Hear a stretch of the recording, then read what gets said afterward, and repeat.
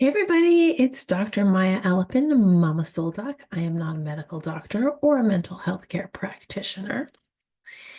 So the question is, does hypnosis solve problems? Or what does solve problems inside of people's minds?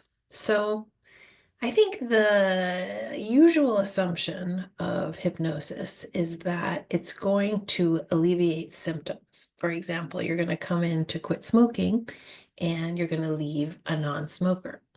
Or you're going to come in for weight loss and your weight loss journey is going to begin, after the hypnosis is over.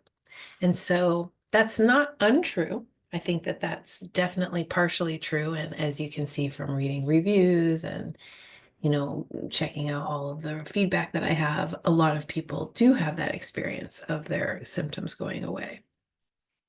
However, what really solves problems, what really is the catalyst for transformation, and I think this is important too because it really explains why are my outcomes often more than what people bargain for. Why are people so excited about what it is that they got out of it?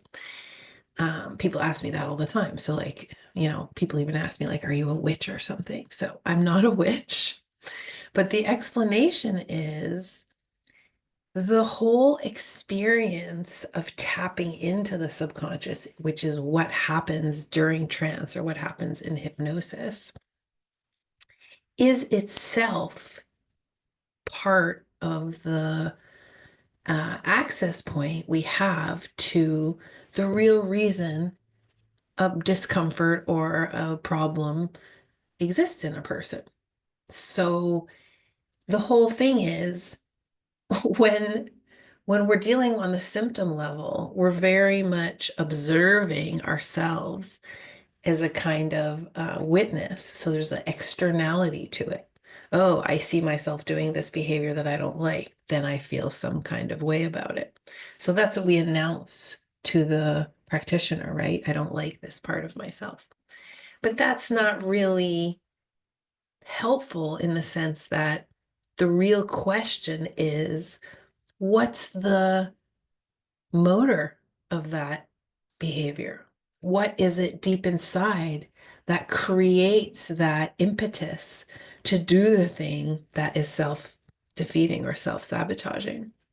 So, what really heals people is not that curiosity into the symptom or into the reason a person is doing that, addictive or whatever it is behavior, but it's an inquiry into what is underlying that. What is the root cause of that?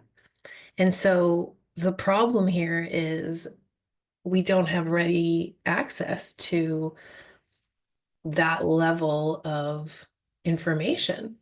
Why? Well, because that's the way the mind is structured to protect us, to keep us alive.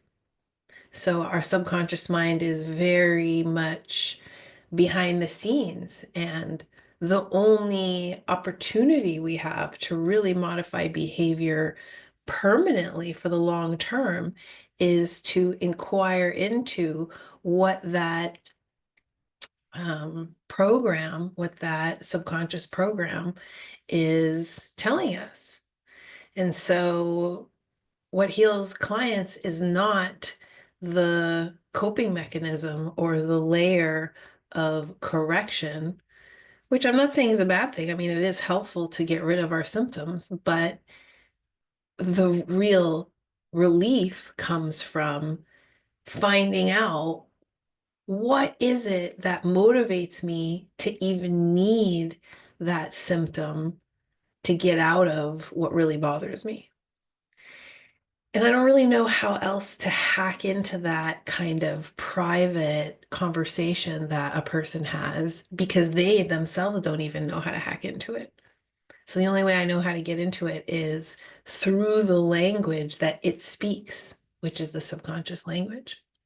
And what's so really amazing about this is then the clients leave overwhelmed with possibilities and overwhelmed with relief that has nothing or very little to do with the reason they said they came.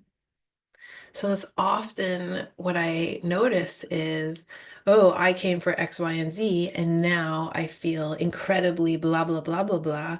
So whether or not point A was solved is very often not even important or not even relevant.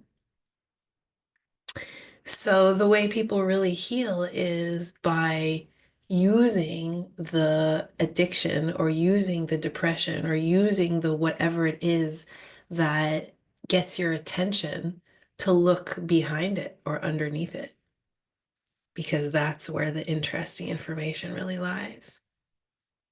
And I'm pretty sure that's why people even have problems to begin with, so that we have this invitation to examine what it is that's tying us down and holding us back.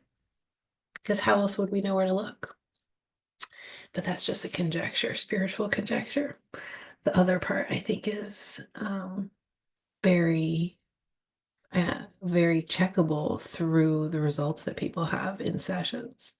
Namely, that they are surprised and overwhelmed with the amount of revelation they have about their own constructs and the things that led them to get into the behaviors that they are now trying to correct. So thanks for listening. If you have any other questions, of course, you can post them in the comments or message me.